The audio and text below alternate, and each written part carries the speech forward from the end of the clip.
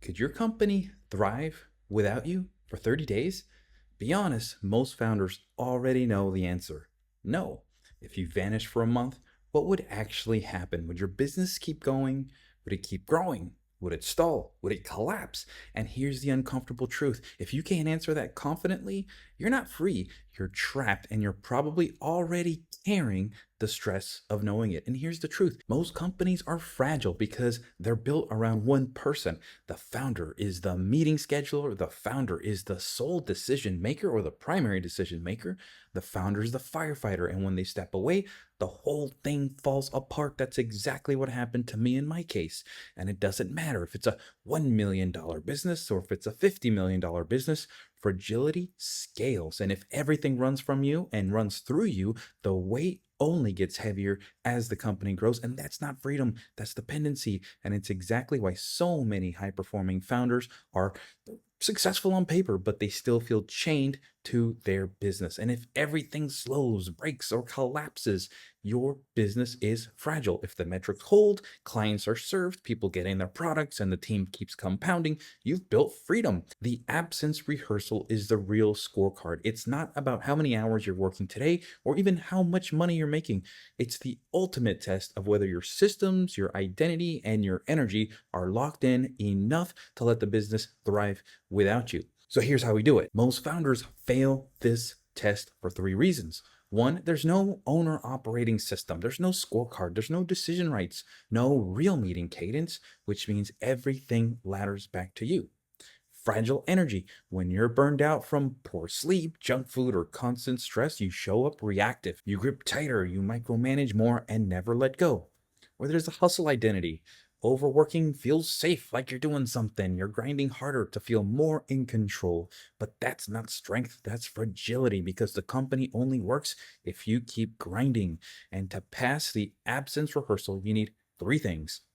First, you need an owner operating system. I call it the owner OS.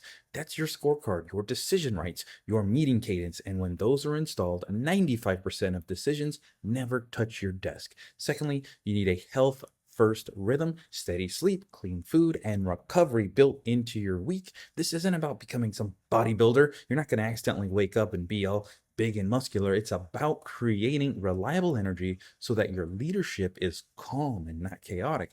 And then third, a father first identity. And this is the hardest one.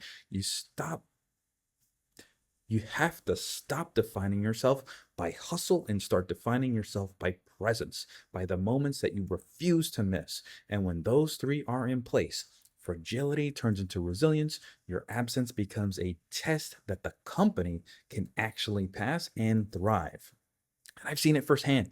My friend Greg, my client Greg, he eliminated $60,000 a month in waste. He passed a 3-week absent test while traveling with his family to Australia, to the UK. His 12-year-old daughter told a friend recently, he's always here now.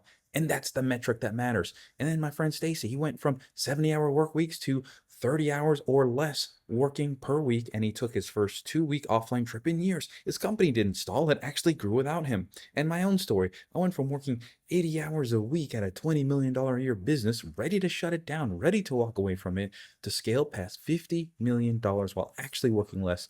Now, the difference wasn't more hustle, it was building a system that passed the absent test. And your kids don't care if you're the hardest worker, they care if you made it to their games, if you sat down at dinner without your phone in your hand, and if you're able to say good night without one eye on Slack. And that's the absence rehearsal project. It's turning a business that runs without you so that you can get your family's best. That's what the absence rehearsal protects. It's a business that runs without you so that your family can get the best of you, not the leftovers. This is why I wrote the buy back time formula. It's because freedom isn't just about cutting hours, it's about resilience. It's about knowing your business will hold when you step away. And that's the real legacy. That's where the freedom for you starts.